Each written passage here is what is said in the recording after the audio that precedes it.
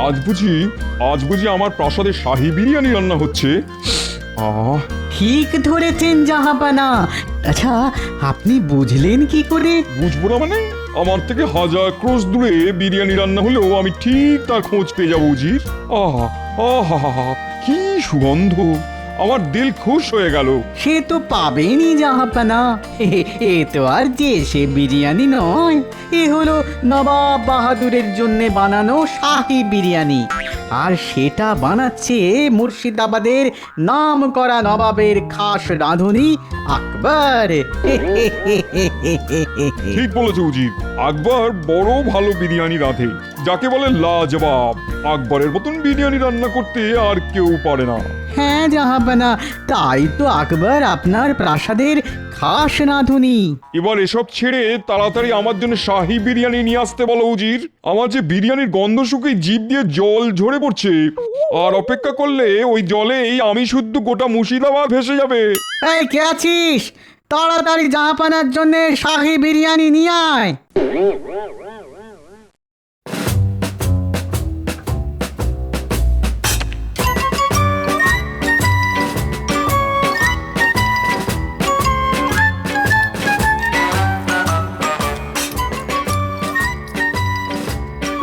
आह आह लाजवाब! क्या बात, क्या बात, क्या बात! আমাদের জাহাপানা বড় ভালো মানুষ, বিরিয়ানি পেলে আর কিচ্ছুটি চায় না। না না না না না না, তুমি ভুল জানো উজির। আমার বিরিয়ানির সঙ্গে সঙ্গে কৃষ্ণচন্দ্রের কৃষ্ণনগর রাজ্যটাও চাই। যতদিন না কৃষ্ণচন্দ্রকে কারাগারে বন্দি করে কৃষ্ণনগর রাজ্যটা পুরোটা হাতে পাচ্ছি, ততদিন আমি শান্তিতে ঘুমোতে পারবো না উজির। বিরিয়ানির দিকে তাকিয়ে আমার মাথায় একটা বুদ্ধি খেলে গেছে উজির। এক্ষুনি আকবরকে ডেকে পাঠাও, জলদি। এক্ষুনি যাচ্ছি জাহাপানা।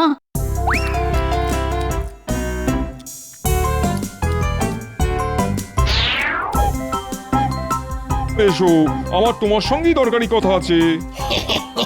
বলুন জাহাপনা, বিরিয়ানির স্বাদ কি আপনার পছন্দ হয়নি জাহাপনা? হয়েছে হয়েছে হয়েছে, তোমার মতন সুন্দর বিরিয়ানি রান্না করতে আর কেউ পারবে না, তাই এই বিষয়ে আমার কোনো সন্দেহ নেই। তাহলে সমস্যাটা কোথায় জাহাপানা? আমি আকবরের বানানো বিরিয়ানি খেয়ে খুব খুশি হয়েছি, তাই আমি খুশি হয়ে আকবরকে 1 মাসের ছুটি দিলাম। যাও। জো হুকুম জাহাপনা।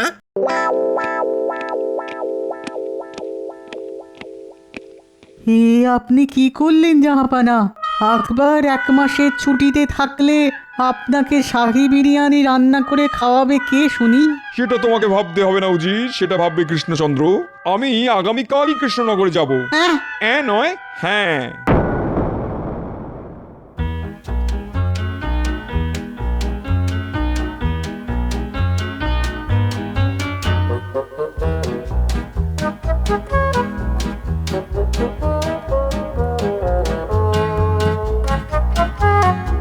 যতদিন গোপাল আছে ততদিন আমি যত ভালোই কাজ করি না কেন, মহারাজ কিছুতেই আমার প্রশংসা করে না।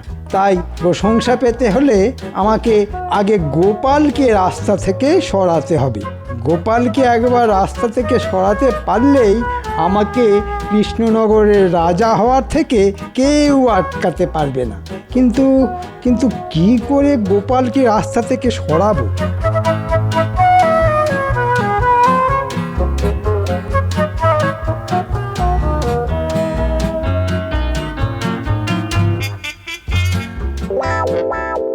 শয়তানের নাম নিতে না নিতেই শয়তান হাজির। এই রাজ্যে সবাই আমাকে কত ভালোবাসে, কত সম্মান করে, আর তাদের মধ্যে সব থেকে আগে হলো আমার নাতি নাতনিরা। তাই এই বিপদের দিনে ওরা আমার পাশে থাকবে না, সেটা কি হয়? বিপদ? কিসের বিপদ? গোপাল আবার কি বিপদে পড়লো? না না, এটা আমাকে জানতেই হবে। গোপালের পিছু নিয়ে দেখি তো।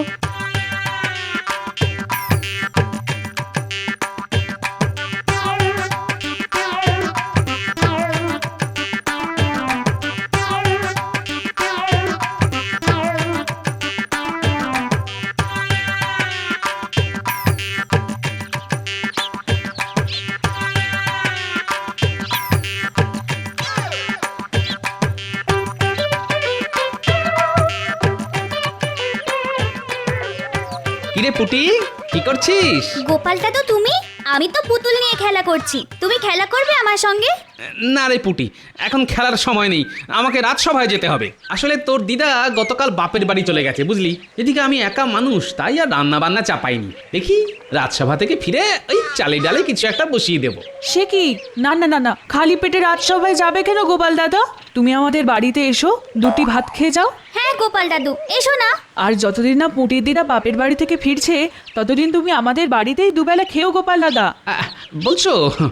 তা এত করে যখন বলছো তখন না হয়। ও, এই হলো গোপালের বিপদ। এটা পাক্কা ধান্দাবাজ। কি সুন্দর দুবেলা খাওয়ার ব্যবস্থাখানা করে নিল। হ্যাঁ, যাই মহারাজকে গিয়ে গোপালের নামে বাড়িয়ে বাড়িয়ে নালিশ করে আসি, তাতে যদি চিড়ে ভেজে। হ্যাঁ,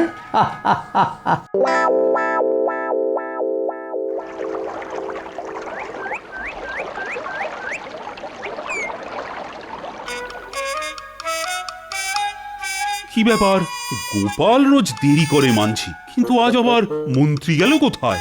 সেটাই তো, আমাদের মন্ত্রী মশাই তো সবার আগে রাজসভায় আসেন, আজই শুধু এলেন না। মন্ত্রী মশাইয়ের কি আবার শরীর টরীর খারাপ করলো? মহারাজ, মহারাজ, কি হলো মন্ত্রী, এতক্ষণ ছিলে কোথায়? সে কথাই তো বলতে এলাম মহারাজ। গোপালের বউ গোপালকে ছেড়ে বাপের বাড়ি চলে গেছে, তাই গোপাল পুঁটির বাড়িতে গিয়ে কান্নাকাটি শুরু করেছে, আর চোখের জল দেখিয়ে ঠিক দুবেলা খাবার ব্যবস্থা করে নিয়েছে। গোপাল কি ধরিবাজ লোক, শুধু একবার ভাবুন মহারাজ। মন্ত্রীমশাই, আমার মনে হয় আপনার কোথাও ভুল হচ্ছে। আমি যতদূর জানি ওই পুঁটিদের বাড়ির সঙ্গে গোপালের বাড়ির খুব ভালোই সম্পর্ক, তাই গোপাল। তুমি কিছুই জানো না বিজ্ঞান। না না, গোপাল এটা মোটেই ভালো কাজ করে। আজ গোপাল আসুক রাজসভায়। আগে গোপালের নাম নিলেন, আর গোপাল হাজির মহারাজ। এবার জমবে খেলা। ঠিক জায়গায় আগুনটা ধরিয়ে দিয়েছি। এবার দেখো গোপাল, মহারাজ তোমাকে করবে তিরস্কার, আর আমার করবে প্রশংসা। গোপাল, শুনলাম তোমার গিনি বাপের বাড়ি চলে গেছে বলে তুমি পুঁটির বাড়িতে দুবেলা করে খাবে। হ্যাঁ, আপনার কানে এই খবরটাও পৌঁছে গেছে? বাহ, আমাদের মন্ত্রী মশাই হাওয়ার গতির থেকে কম যান না দেখছি। তুমি ঠিক ধরেছো, এই খবরটা আমাকে মন্ত্রী দিয়েছে। ছি ছি গোপাল, তুমি আমার বিপদের দিনে সবার আগে ঝাঁপিয়ে পড়ো, আর তোমার বিপদের দিনে তুমি একবারও আমার কাছে পর্যন্ত এলে না। এ আপনি কি বলছেন মহারাজ? ঠিক বলছি। না না গোপাল, আজ থেকে পুঁটির বাড়িতে নয়, তুমি রাজ বাড়িতে এসে দুবেলা খেয়ে যাবে। এই যে মেঘ না চাইতেই জল। ধন্যবাদ মন্ত্রী মশাই, সবই হয়েছে আপনার জন্য। যা, গোপালের ক্ষতি করতে গিয়ে অজান্তে সাহায্য করে ফেললাম। ঠিক আছে মহারাজ, আমি দুবেলা এসে রাজবাড়িতে খেয়ে যাব। বাবা, রাজসভায় ঢুকতে না ঢুকতেই খাবার নিয়ে আলোচনা শুনতে পেলাম বলে মনে হলো। নবাব বাহাদুর আপনি? এই তো নবাব বাহাদুর এসেছেন, আর যখন এসেছেন তখন একটা না একটা ঝামেলা না পাকিয়ে কিছুতেই যাবে না। কেন কৃষ্ণচন্দ্র, অবাক হলে বুঝি? না মানে থাক থাক, ওসব মানে থাক। বড় বিপদে পড়ে তোমার কাছে এলাম, একমাত্র তুমিই পারো আমাকে এই বিপদ থেকে উদ্ধার করতে। তাই নাকি? বেশ বেশ, বলুন নবাব বাহাদুর, আমি চেষ্টার ত্রুটি রাখবো না, কথা দিলাম। সবার সামনে বলা যাবে না। তুমি আমার সঙ্গে রাজবাড়ির বাগানে চলো, ওখানেই আমি তোমাকে আমার সমস্যার কথা বলবো। আচ্ছা, আজ তবে রাজসভা এখানেই শেষ হলো, তোমরা যে যার বাড়ি ফিরে যাও, বাড়ি ফিরে যাও। না না, একটা গন্ডগোল আছে বলে মনে হচ্ছে। এক্ষুনি বাড়ি যাওয়া উচিত হবে না। এবার বলুন নবাব বাহাদুর, আপনি কি বিপদে পড়েছেন, আর আমি আপনাকে সেই বিপদ থেকে কিভাবে উদ্ধার করতে পারি? আসলে হয়েছে কি, তুমি তো জানো কৃষ্ণচন্দ্র, আমি কেমন খাদ্যরসিক মানুষ। ভালো ভালো খাবার ছাড়া আমার একটা দিনও কাটতে চায় না। কিন্তু গতকাল আমার দরবারের খাস রাঁধুনি আকবর মাসখানেকে ছুটি নিয়ে দেশের বাড়ি চলে গেছে। সে কি? হ্যাঁ, সেইখানেই তো বিপদ। আকবর খুব সুন্দর বিরিয়ানি রান্না করতো। আকবরের বানানো শাহী বিরিয়ানি দেখলেই আমার জিভ থেকে জল ঝরে পড়তো। কিন্তু এখন আমাকে ওই শাহী বিরিয়ানি রান্না করে খাওয়াবে কে? তাই তো আমি ছুটে এলাম তোমার কাছে। তুমি আমাকে এমন একটা রাঁধুনি খুঁজে দাও যার তৈরি শাহী বিরিয়ানি দেখলেই আমার জিভ থেকে জল ঝরে পড়বে। সে কি, মানে কৃষ্ণনগরে এমন রাঁধুনি পাবো কোথায়? কেন কেন কৃষ্ণনগরে কেউ বুঝি বিরিয়ানি রাঁধতে পারে না? হ্যাঁ, পারে, কিন্তু এখানে ওই বিরিয়ানি খাওয়ার চলটা মুর্শিদাবাদের মতো অত নেই। তাই মানে আমি কোনো কথাই শুনতে চাই না কৃষ্ণচন্দ্র। তোমার হাতে মাত্র একদিন সময়। আগামীকালের মধ্যে যদি এমন রাঁধুনি খুঁজে পাও যার বানানো বিরিয়ানি দেখলে আমার জিভ থেকে জল ঝরে পড়ে, তাহলে এই যাত্রায় তুমি বেঁচে যাবে। না হলে আমি তোমাকে সারা জীবনের মতন কারাগারে বন্দি করে রাখবো, এই বলে দিলাম। হ্যাঁ, রাঁধুনি না পেলে কারাবাস। চিন্তা করবেন না মহারাজ, আমি তো আছি। আমি ঠিক ভালো রাঁধুনি খুঁজে বার করব। তবে দেরি নয় মন্ত্রী, তুমি এক্ষুনি খোঁজা শুরু করো। কিন্তু মহারাজ, খোঁজার জন্য তো কিছু এই নাও, এই নাও। আমি আমি এক্ষুনি যাচ্ছি মহারাজ, এক্ষুনি যাচ্ছি। আমি কালকের দিনটা তোমার প্রাসাদেই থাকবো কৃষ্ণচন্দ্র। তুমি রাঁধুনি খুঁজে পেলে তাকে দিয়ে বিরিয়ানি রান্না করিয়ে আমার ঘরে নিয়ে এসো। আমার যদি পছন্দ হয় তাহলে আমি তাকে নিয়ে মুর্শিদাবাদে ফিরে যাব, বুঝলে? চলো উজির। আরে, এ আবার কেমন বিপদ! এমন বিরিয়ানি রান্না করতে হবে যেটা দেখে নবাব বাহাদুরের জিভ থেকে জল টুপিয়ে পড়ে। যেটা ভেবেছিলাম সেটাই দেখছি সত্যি হলো। কিন্তু কিন্তু যাই, বাড়ি গিয়ে একটা ঘুম দিই। একটা না একটা পথ তো নিশ্চয়ই আছে নবাব বাহাদুরকে খুশি করার জন্য। এবার মহারাজের কারাবাস হবে, আর নবাবের সঙ্গে হাত মিলিয়ে আমি বসবো কৃষ্ণনগরের সিংহাসনে। কিন্তু মহারাজের কাছ থেকে মোহর যখন নিয়েছি, তখন কয়েকজনকে তো ধরে নিয়ে যেতেই হবে।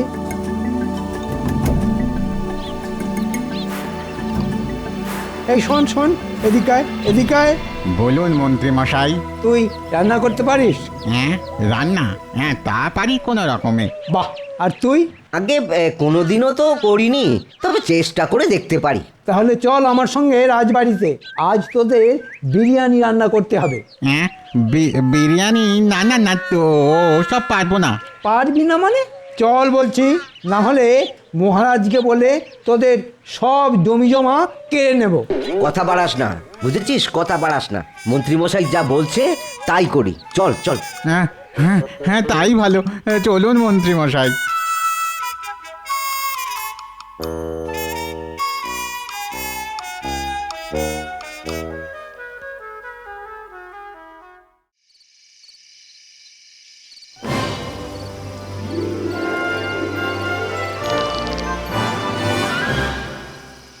আহা, জব্বর ফন্দি এঁটেছেন জাহাপানা আপনি।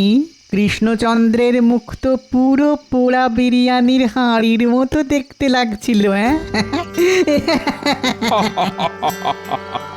দাঁড়াও উজির, এখনো কৃষ্ণচন্দ্রের হাতে কালকের দিনটা আছে। এবার আমি কৃষ্ণচন্দ্রকে বিরিয়ানির হাঁড়ির ভেতরে ঢুকিয়ে সেদ্ধ করেই ছাড়বো। কিন্তু জাহাপানা, কৃষ্ণচন্দ্র যদি গোপালের সাহায্য নিয়ে এমন কাউকে ধরে নিয়ে আসে যে সত্যি সত্যি ভালো বিরিয়ানি রাঁধতে পারে, তখন কি হবে? বিরিয়ানি খাবো তো আমি, আর সেই বিরিয়ানির স্বাদ যতই ভালো হোক আমি নিজের মুখে কিছুতেই স্বীকার করব না। আমাদের জাহাপানার লাজবাব বুদ্ধি, পুরো শাহী বিরিয়ানির মতন।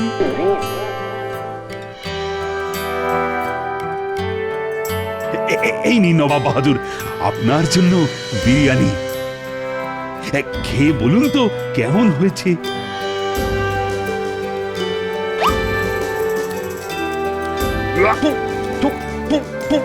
জঘন্য! হ্যাঁ, তাহলে একবার এই থালার বিরিয়ানিটা চেখে দেখুন।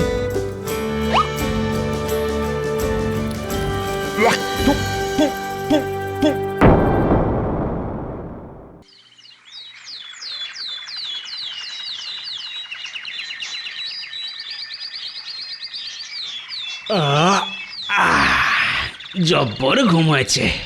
গিন্নি, ও যা, এই দেখো, আমি তো ভুলেই গেছি যে গিন্নি বাড়িতে নেই। আহো, এদিকে খিদের চোটে পেটের নাড়ি ভুড়ি একেবারে চট পাকিয়ে যাচ্ছে। ঘুমের চোটে গতকাল রাতে না খেয়ে শুয়েছি তার উপর। যাই, এখনই একবার রাজবাড়িতে যাই। কি হলো? কি ভাবছেন তখন থেকে বলুন তো? রানী, ও রানী, এবার তো মনে হয় নবাব বাহাদুরের হাত থেকে আমার আর নিস্তার নেই। আমি খুব ভালোভাবেই বুঝেছি, যতই ভালো বিরিয়ানি রান্না করে নবাব বাহাদুরের সামনে হাজির করি না কেন, সেটা উনি খেয়ে কখনোই তার প্রশংসা করবেন না। উনি ঠিক করেই এসেছেন আমাকে কারাগারে বন্দি করে তবেই মুর্শিদাবাদে ফিরবেন। আপনি ভেঙে পড়তে পারেন না, এর থেকেও জটিল সমস্যা এসেছে। আর গোপাল আপনার পাশে দাঁড়িয়েছে। এবারও না হয় আপনি গোপালকে ডেকে পাঠান। ডেকে পাঠানোর দরকার নেই রানীমা, খিদের চোটে গোপাল হাজির। দাঁড়াও গোপাল, আজ আমি গরম গরম লুচি ভেজেছি, তুমি বসো, আমি এক্ষুনি নিয়ে আসছি। একই মহারাজ, আপনার পাতের লুচিগুলো তো রাগ করে নেতিয়ে গেল। ওগুলোকে তাড়াতাড়ি পেটে চালান না করলে যে অপমান করা হবে মহারাজ। গোপাল, ও গোপাল, আমি যে বড় সমস্যায় পড়েছি। আমি জানি মহারাজ, নবাব বাহাদুর যখন আপনাকে রাজবাড়ির বাগানে ডেকে নিয়ে গেলেন, তখন আমি গাছের আড়াল থেকে সব শুনেছি। হ্যাঁ, তো তুমি সব জানো?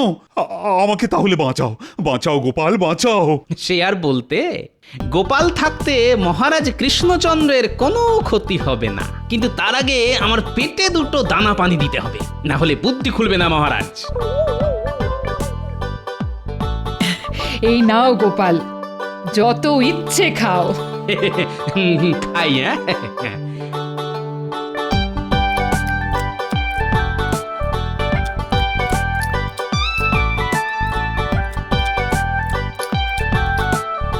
এবার পেট ভরেছে গোপাল? না মহারাজ।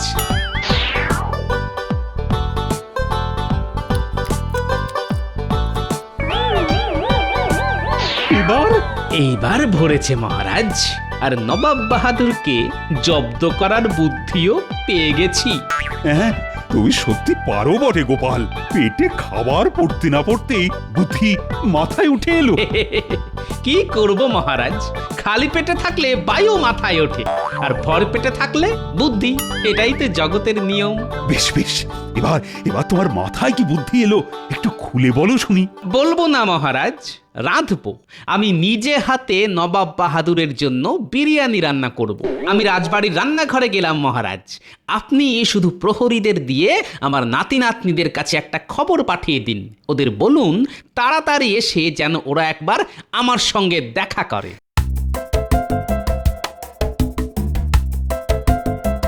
গোপালের মাথায় কি চলছে ভগবানই জানেন। প্রহরী, এক্ষুনি গোপালের নাতি নাতনিদের ডেকে পাঠাও।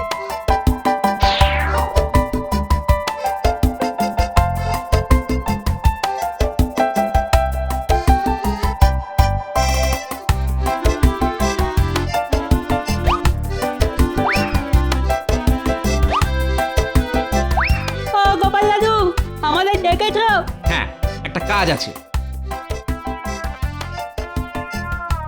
যা, ছুটে গিয়ে নিয়ে আয়, আর বেছে বেছে পাকাগুলো আনিস কিন্তু। আচ্ছা গোপাল দাদু। গোপালটা সেই কখন রান্নাঘরে ঢুকেছে, এখনো পাত্তা নেই। মহারাজ, গোপাল কোনোদিন নিজের হাতে জল গড়িয়ে খায়নি। ও কি পারবে শাহী বিরিয়ানি রান্না করতে?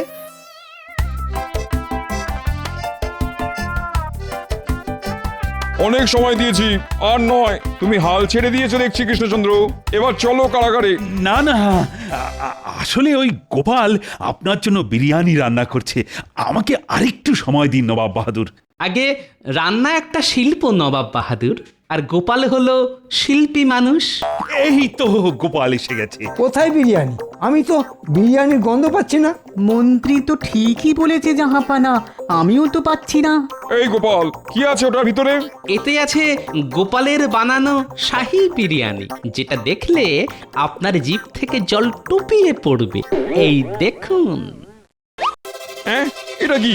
এটা হলো তেঁতুল বিরিয়ানি। হ্যাঁ, পাকা পাকা টক টক তেঁতুল। আমার সঙ্গে মস্করা করা হচ্ছে? গোপাল আর কৃষ্ণচন্দ্র দুজনকেই কারাগারে ঢোকাও। ঠিক বলেছেন নবাব বাহাদুর, আজ থেকে আমি আপনার দলে।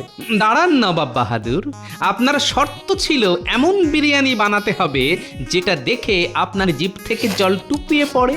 আর তেঁতুল দেখার পর আপনার জিভ থেকে তো জল টুপিয়েই যাচ্ছে। ওই দেখুন দেখুন। হ্যাঁ তাই তো, তাই তো। সাবাস সাবাস গোপাল, সাবাস। এই না হলে গোপাল ভাঁড়। যা, কেন যে নবাবের দলে যেতে গেলাম, এইবারও গোপাল মহারাজকে বাঁচিয়ে দিল। আপনি হেরে গেছেন জাহাপানা, এখানে থেকে আর লাভ নেই, চলুন।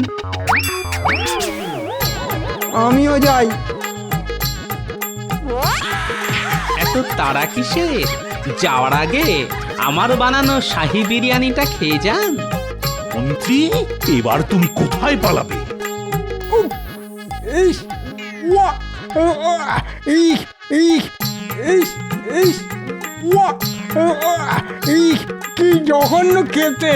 এটাই তোমার শাস্তি। খাও খাও, আরো খাও, খাও।